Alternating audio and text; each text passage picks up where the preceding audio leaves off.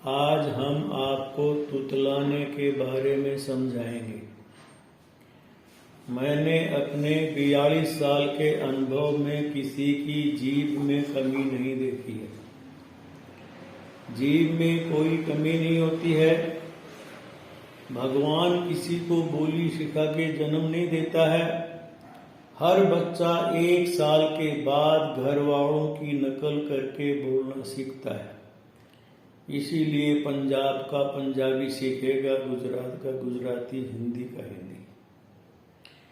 शुरू में 100 में से 100 बच्चे अशुद्ध बोलना सीखते हैं।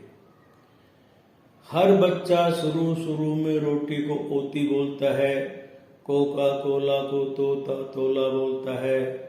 वहां गार्जियन का हक बनता है उसको रिपीट करे। 1 साल से 3 साल तक गलत बोलने पर जिसने बच्चे को रिपीट किया उसमें सफाई आ जाती है, और जिसको रिपीट नहीं किया उसको वैसे ही अशुद्ध बोलने की आदत हो जाती है, जिसको आप लोग तुतलाना कहते हैं।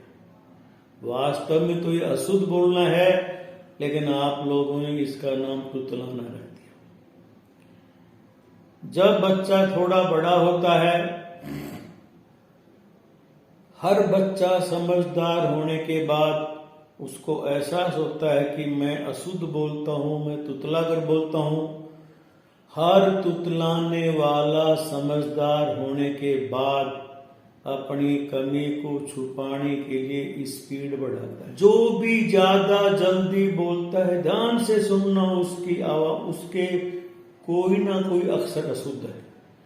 वो उस अक्षर की अशुद्धि को छिपाने के लिए जल्दी बोल रहा है।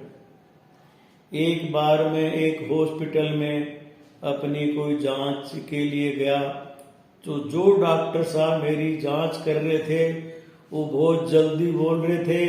मैंने ध्यान से सुना तो मैंने देखा डॉक्टर साहब को रे बोलना नहीं आता। रे को छुपाने के लिए डॉक्टर साहब बहुत जल्दी बोल रहे। मैंने कहा डॉक्टर साहब सुनो, स्पीड बढ़ाने से रे नहीं छुपता। आपको पता लग गया, मेरी सेवा यही है। एक डॉक्टर साहब मेरे पास अलीगढ़ यूपी से आया, आके बोला मेरा बेटा 25-26 साल का है, बहरा भी है, गूंगा भी है, आपका नाम सुना है।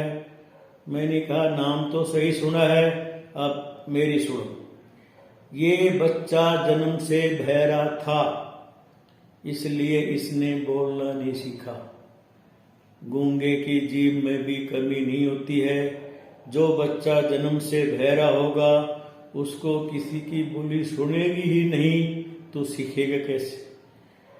अब हम भी जब सिखाएंगे, जब इसको सुनेगा, तो डॉक्टर साहब ने उसको अलीगढ़ में 70,000 में हीयरिंग एड मशीन लगवाई। बोले सुन गए तो आओ दंगल में। हमारे पास मैंने माँ बेटे दोनों को रखा और उस बच्चे को बिल्कुल सिखाया।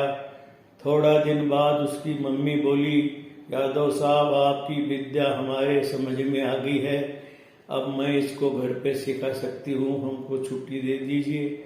हमने कहा जा सकते हो। थोड़े दिन बाद डॉक्टर साहब का फोन आया, यादव जी आपकी कैसे गुणगान करूं, आज हमारा बेटा बोलने लगे। बहुत अच्छी बात है।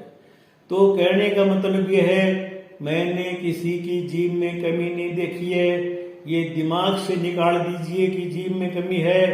हर बच्चा शुरू में गलत बोलता है। अगर आपने रिपीट किया तो सफाई आएगी, नहीं किया तो नहीं आएगी। और सबसे ज्यादा हार्ड अक्षर में मानता हूं रे को।